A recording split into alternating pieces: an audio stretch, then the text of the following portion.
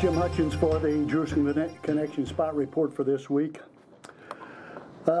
Israel is still greatly involved and mourning greatly for the 3 kidnapped and murdered teenagers that took place in Israel recently, and also for the Palestinian teenager that's been killed and partially incinerated. Both Arabs and Jews are up in arms. There's riots in Jerusalem, especially East Jerusalem. There's evidently 6 suspects, Israeli suspects, that have been brought in regarding the death of the Palestinian teenager.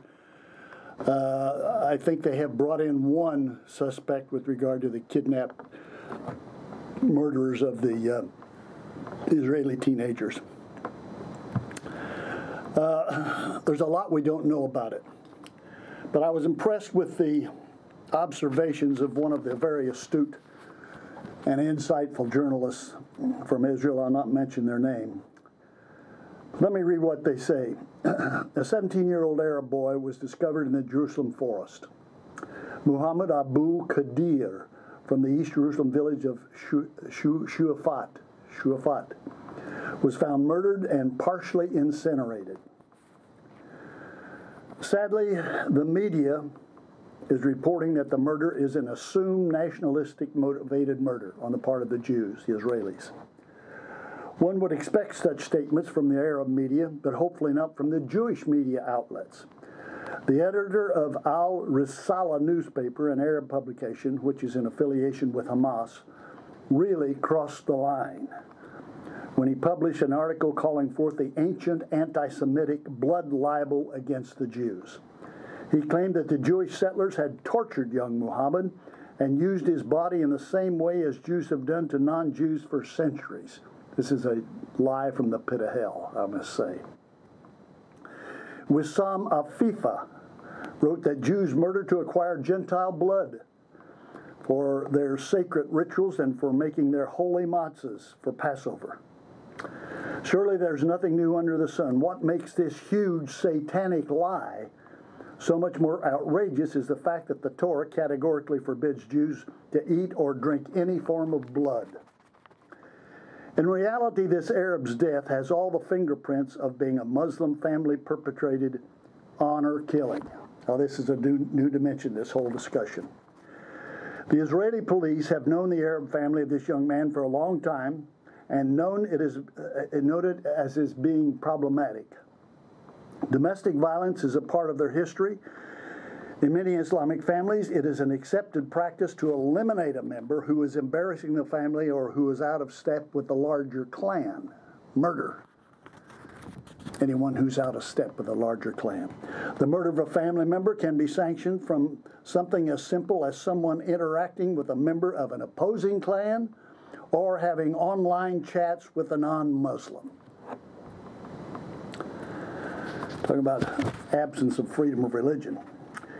It can be a matter of family member having gender issues, for example, practicing homosexuality. One writer said many of the Arabs in the neighborhood who work outside Shuafat in East Jerusalem and the West Bank were aware that rumors said that Abu Qadir was killed for being a homosexual or as a part of a family feud.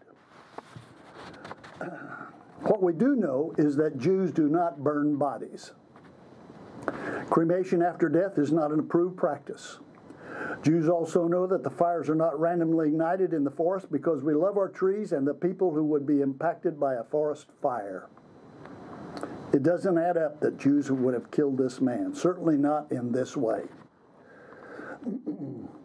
We simply do not know what happened at this point, so no one should be leaping to conclusions.